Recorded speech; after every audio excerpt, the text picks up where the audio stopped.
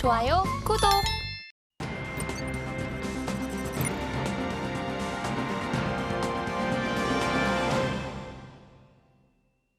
나스닥 선물 차트 살펴보시겠습니다. 어제 중동발 리스크가 커지면서 기술주를 위주로 매도세가 나왔고요. 나스닥 선물도 1% 넘게 하락했습니다.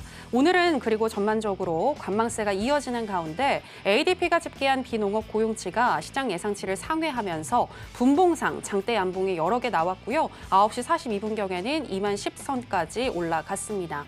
그리고 개장 이후에는 우하향하는 흐름이 나타나면서 10시 45분경 19,833포인트까지 내려왔습니다.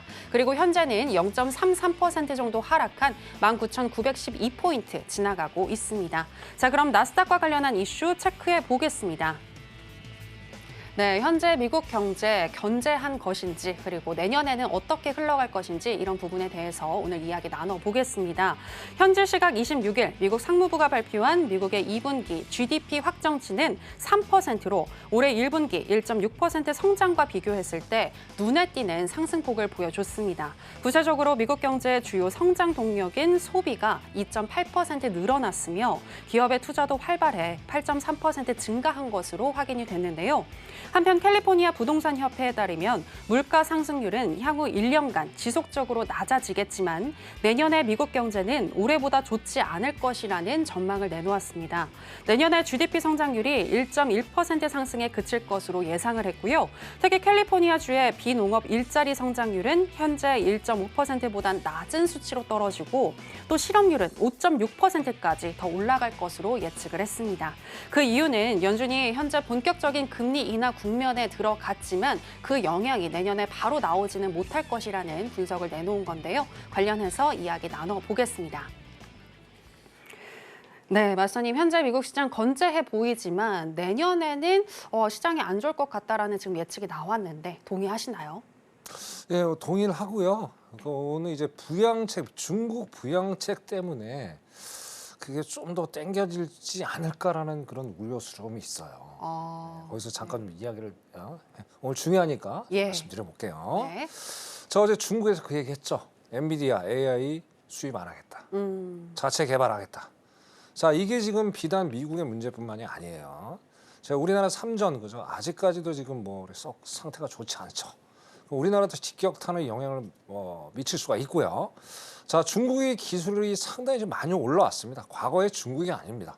지금 뭐 배터리 자동차도 엄청나게 지금 뭐 업그레이드가 돼 있는 상황이고, 뭐 AI도 엄청나게 뭐 반도체에 돈을 쏟아붓죠. 결과물이 어느 정도 이제 나올 때가 됐다는 거예요. 그죠? 자, 그런 것 때문에 지금 미국을 한번 잠깐 우리 보시자고요. 자, 미국이 계속 지금 지속적으로 상승을 주도했던 건 누가 뭐래도 부정할 수 없죠. 엔비디아죠. 그죠? 자, 아까 뭐 지수를 제가 지금 빅7 걸 봤는데 지금 아까 방송 전에 테슬라가 4% 넘게 지금 하락 중이에요. 엔비디아 6% 넘게 빠지고 지금 6% 빠지고 있어요? 네. 어마어마합니다. 자, 이게 또 뭐냐 이거죠. 이게 오늘 이상한 날이에요. 왜 그러냐면 자, 중국이 지금 뭐 국경 전륜에서 10월 1일부터 8일까지 휴장이에요. 미국 중국 증시 시장이. 자, 돈이 오늘 좀 그쪽으로 스마트머니가 옮겨가고 있는 게 아닌가, 홍콩 시장으로. 그러다 보니까 지금 우리나라도 뭐 힘을 전혀 못 쓰고 있고, 기본적으로 뭐 중국 주식이 좀 좋으면 우리도 조금 좋잖아요. 그죠? 오늘 완전히 반대의 경우가 갔어요. 아까 뭐 항생도 뭐 거의 6%대, 7%, 그죠? 7%대까지 올라갔고, 그죠? 그러면 이제, 그러니까 어떻게 돼? 미국 주식도 그쪽으로 돈이, 스마트머니가 홍콩으로 가면서 좀 힘을 못 쓰는 게 아닌가라고 생각을 해요. 그리고 어제 또 제조 지수가 이렇게 썩 좋지 않게 나왔죠, 그죠? 자, 아까 뭐 필라델피아 제조 뭐 지수 말씀하셨는데, 뭐 아까 AI랑 똑같은 거예요. 엔비디아가 주로 이제 그 뉴욕 쪽의 제조업 지수만 조금 좋을 뿐이지 타 지역은 그렇게 썩 좋지를 못해요, 그죠? 예, 말이 이제 뭐 이래저래 좀 섞였는데 결론적으로 중국이 부양책을 하면서 반도체 개발에 힘을 쏘면서 어떻게 돼요? 상태가 조금 미국 어떤 빅7 기업들 힘을 못 쓰는 게 아닌가. 그렇게 좀 생각합니다. 자, 그러면 아까 말씀 본론으로 들어가서 자, 금리 인하. 결국 금리 인하가 과연 미국한테 좋았느냐 나빴느냐를 오늘 좀 말씀을 드리면서 중국하고 좀 연결을 시켜볼게요. 자, 가만히 우리가 생각을 해보세요. 금리 인하를 딱 9월 18일에 했는데, 그죠? 갑자기, 그죠? 중국이 왜 부양책을 했을까요? 그죠? 일단 중국은 디플레이션이죠. 그죠? 자, 그럼 금리 인하 요때다 해가지고 우리 부양책 띄워서 지금 니네들이 우리 맨날 반도체 갖고 괴롭히니까 이참에 복수를 하자. 뭐 그런 전략이 될 수 있다는 얘기예요. 그죠? 서로 이제 되게 지금 싸움이 치열하다는 얘기예요. 자, 그렇게 되면 어떻게 돼요? 자, 금리 인하가 오히려 독이 될 수도 있다라는 얘기예요. 그죠? 네, 그런 것도 우리가 심각하게 고민을 해봐야 돼요. 자, 그리고 이제 감 보자고. 지금 표를 보시면.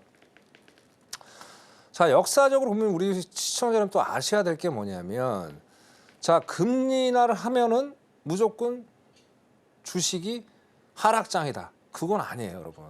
정확히 아셔야 돼요, 뭐냐면. 자, GDP가 안 좋으면은 금리 인하를 해서 GDP를 떠받치는 거예요. 그래서 그거를 잘못 알고 계시면 안 돼요. 그럼 역사적으로 한번 살펴보자고요. 자, 90년대 초반 때 마이너스로 내려갔죠. 그죠? 이때 금리를 내렸어요. 왜?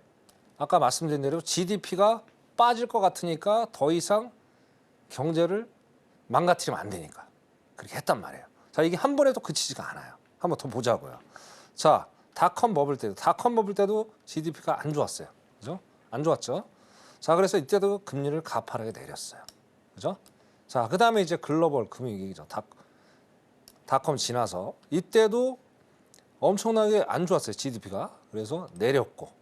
그리고 요 근래 팬데믹이죠. 팬데믹 때는 어마어마하게 뭐 이거는 뭐 당연한 거죠. 이거 뭐 경제 활동을 할 수 없는 역사상 볼 수 없는 엄청나게 하락이 됐죠. GDP가.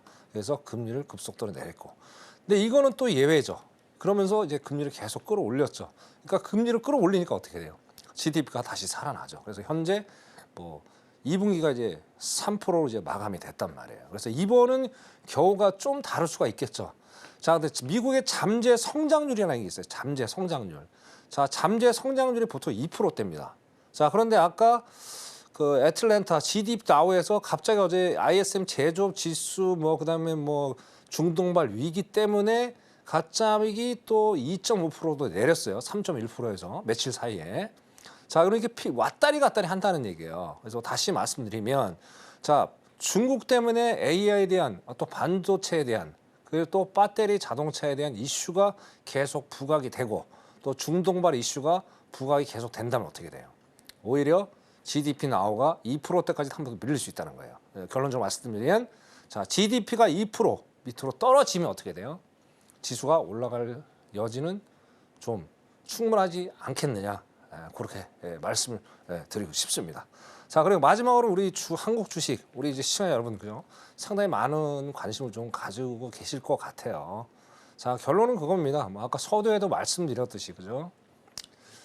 자, 어떻게 됐든 지금 중국이 이렇게 AI 반도체에 대한 이슈를 자꾸 부각을 하면, 그죠? 뭐 다들 아시다시피, 뭐 코스피나 우리나라 국내 선물이나, 그죠? 삼성전자가 차지하는 비율이 상당히 높잖아요. 20%가 넘잖아요. 그럼 얘가 이제 삼성전자가 엊그제만 해도 8만, 뭐 10만 전자까지 간다고 그랬는데, 저 6만 아까 초반대까지 와 있는 상황이에요. 그죠? 여기서 만약에 내일 또 좀 이따 이제 말씀을 드리겠지만 내일 또 중요 지표가 있어요. ISM 서비스 PMI. 자, 이 서비스 PMI 아시죠? 8월 초에 이게 안 좋게 나왔죠. 조금 안 좋게 나왔죠. 자, 그런데 블랙 먼데이가 재현이 됐단 말이에요. 공교롭게. 그죠? 자, 내일 또 목요일이잖아요. 10월 3일 날 쉬는 날이란 말이에요. 그죠? 그럼 내일 그 한국장 안 열리죠. 그럼 내일 저녁에 발표를 한단 말이에요. 얘가 ISM이 또 예상보다 안 좋게 나오면 어떻게 돼요? 블랙 프라이데이가 또 재현이 될 수 있다는 얘기예요. 그래서 산 넘어 산이에요. 그래서 이래저래 상당히 지금 한국이 코너에 좀 몰려 있는데 조금은 좀 버텨보자고요. 저점이 어딜까지는 모르겠지만 일단 삼성이 잘 가기를 우리가 기원을 해봤으면 좋겠습니다. 나스닥 분석 여기까지 하겠습니다. 이상입니다. 네, 과연 미국의 금리 인하가 미국 시장에 좋은 영향을 주고 있는 것인지에 대해서 이야기를 짚어주셨습니다. 그리고 향후에 미국의 GDP가 2%대까지 내려가야 미국의 주식시장이 좀 더 상승할 수 있을 것 같다라고 얘기를 해주셨고요. 내일 발표가 되는 ISM이 집계하는 비제조 PMI 지수 잘 살펴봐야 한다라고도 얘기해 주셨습니다. 자, 마스터님, 제가 추가적으로 하나만 더 여쭤보고 싶은데 그렇다면 지금 오늘 GDP를 통해 가지고 향후 미국 시장을 전망해 주신 건데 올 연말까지 미국 시장 어떻게 흘러갈 거라고 보시나요? 갑자기 2.5%로 떨어질 확률은 좀 적지 않나요? 저는 아까 좀 말씀 중국이 문제가 될 것 같아요. 중국이 계속 그 센 부양책을 지속적으로 강행을 하고 네. 그리고 이제 AI에 대한 이제 반도체에 대한 이슈를 계속 부각을 시키다 보면 네. 이제 뭐 투자자는 좀 심리로 불안해질 수가 있죠. 네. 그리고 또 아까 말씀드려도 금리는 어차피 누가 봐도 뭐 파월이 얘기를 했잖아요. 올 연말까지 0.2와 0.2번은 무조건 내리겠다. 그러면 또 중국한테 좋은 거잖아요. 막 룸이 생기니까 네네. 일부러 그래갖고 지금 뭐 시진핑이가 지금 미국에서 돈을 좀 빼돌리고 있고 또 이제 달러도 팔고 국채도 팔고 있잖아요. 아무래도 미국의 힘을 자꾸 빼려고 하는 것 같아요. 그런 것 때문에 제가 충분히 2%대 밑에까지도 내려갈 여지가 있지 않을까. 2%대 네, 밑으로 밑으로 제가 보는 거예요. 아, 네. 정말요? 올해 안에요? 네, 올해 안에 저는 그렇게 봅니다. 아까 말씀드렸는데 한 이틀 사이에 월요일 날 3.1%였어요. 네, 네. 근데 지금 오늘 벌써 수요일이잖아요. 네. 근데 2.5예요. 어. 이틀 사이에. 그죠? 근데 이건 추정치 아닌가요? 그래도. 추정을 칠 때 결국엔 여태 보면 거의 맞잖아요. 어차피 연방은행이니까. 네네. 그런 게 지금 그러니까 결론은 이제 잠재 성장률을 이제 2%대 밑으로 떨어지면 네. 그렇게 되면 제가 보기에는 조금은 그죠? 위태롭지 않을까. 내가 아까 이제 빅세븐이 그걸 얘기해 주는 것 같아요. 빅세븐이. 네. 그러니까 앞으로 다시 또 말씀 잘해 주셨는데, 자 여러분들 이제 해외 선물 투자를 하실 때 빅세븐도 항상 같이 보셔야 돼요. 빅세븐이 어떻게 가느냐에 따라서 지수 방향도 흘러가니까. 왜? 여기 포함이 돼 있잖아요. 아주 메이저. 나머지들은 뭐 그렇게 큰 영향을 주질 않잖아요. 네, 그렇게 말씀드릴게요. 네. 네, 중국의 영향으로 인해서 미국의 GDP 올해 안에 2%대 밑으로도 떨어질 가능성도 있어 보인다라고 하셨고요. 또 미국 빅세븐의 흐름 매일매일 체크하자라는 것도 당부해 주셨습니다. 자, 그렇다면 오늘 같은 경우 나스닥 선물 전략 어떻게 가지고 가야 할지 알아보도록 하겠습니다. 마스터님 팻말 준비해 주시고요. 하나, 둘, 셋, 빠밤. 매도 사인 주셨습니다. 네, 현재 약 보합권에서 움직이고 있는데요. 어느 시점에서 매도로 보고 계신 걸까요? 자, 오늘 복잡합니다. 이게 애매해요. 지금 양방으로 지금 설명을 좀 드려야 되는데, 그죠? 자, 일단은 주봉을 좀 보고 설명을 좀 드릴게요. 주봉을. 자, 주봉을 보시면 지금 어떻습니까? 제가 여기서 선 거는 데가 여기가 딱 지금 걸려 있는 자리예요. 여기가 지지가 될 수도 있고 저항이 될 수도 있는 아주 애매한 자리입니다. 아주 애매한 자리. 자, 이게 또 웃기는 거죠. 자, 아까 ADP 어제 졸트 보고서 잘 나왔어요. 그러면 이게 상승장으로 이어져야 되는데 왜 지금 이제 보합권에 머물러 있냐 이거죠. 아까 얘기한 대로 그죠? 중국 지금 홍콩으로 돈이 몰려가는 현상. 그 다음에 또 뭐예요? 그 다음에 또 중동발 이슈.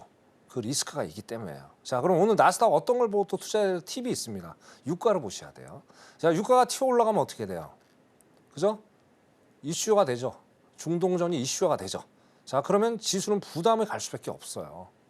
그런 것 때문에 지금 올라가지도 못하고 내려가지도 못하는 지금 설왕설래하는 그런 상황을 맞이고 있다. 그래서 여기다 딱 주봉에 보면 기술적으로도 정확히 분석이 되겠다. 그렇게 말씀드릴게요. 그래서 주봉 이렇게 말씀드리고 자, 일봉 볼게요. 자, 일봉도 그렇죠. 일봉도 보면 자, 제가 항상 강조 드린 겁니다. 항상 우리가 패턴을 알아야 된다.